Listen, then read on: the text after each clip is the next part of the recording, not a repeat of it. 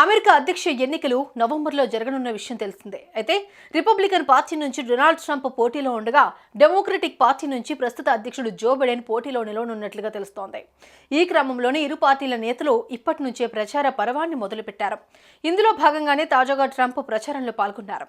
దీంతో ఓ దుండగుడు ఆయనపై కాల్పులు జరపడం అనేది ఇప్పుడు అందరినీ షాక్ కి గురిచేస్తోంది. ఈ ఘటన ఇప్పుడు తీవ్ర కలకలంగా మారుతోంది.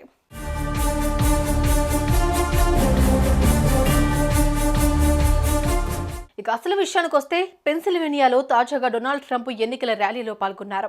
ఈ కార్యక్రమానికి ఎంతో మంది హాజరయ్యారు. అయితే ట్రంప్ వేదిక మీదకి ఎక్కి ప్రసంగిస్తూ ఉండగా జనాల ముసుగులో ఉన్న ఓ దుండగుడు ఆయనపై కాల్పులు జరిపాడు. దీంతో ఆ తూట ట్రంప్ చెవి భాగం నుంచి చొచ్చుకెళ్లింది. చూస్తుండగానే ఆయన నేల కొరిగారు.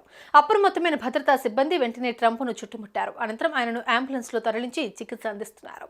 ఈ కాల్పుల్లో ర్యాలీలో పాల్గొన్న ఓ యువకుడు మరణించగా ఇద్దరు గాయపడ్డట్లుగా తెలుస్తోంది.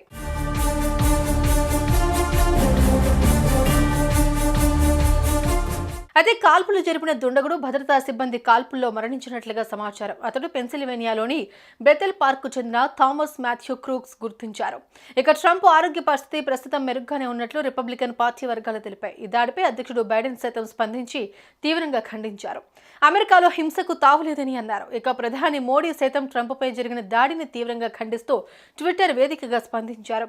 నా మిత్రుడిపై జరిగిన ఈ దాడిని నేను తీవ్రంగా ఖండిస్తున్నానని, ఆయన త్వరగా కోలుకోవాలని తెలిపారు. అయితే ఈ ఘటనపై భద్రతా ఏజెన్సీలు పూర్తి స్థాయిలో దర్యాప్తు చేస్తున్నాయి. ఇదే అంశం ప్రపంచవ్యాప్తంగా తీవ్ర చర్చనీయాంశంగా మారుతోంది.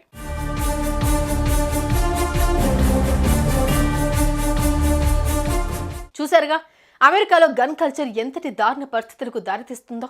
చివరికి దేశాన్ని పాలించే నాయకులపై కూడా కాల్పులు జరిపేందుకు వెనుకాటం లేదంటే అక్కడ ఎలాంటి పరిస్థితులు ఉన్నాయో స్పష్టంగా అర్థమవుతోంది. మొత్తానికి ట్రంప్పై జరిగిన దాడిని అందరూ తీవ్రంగా ఖండిస్తూ ఆయన త్వరగా కోలుకోవాలని ప్రార్థిస్తున్నారు.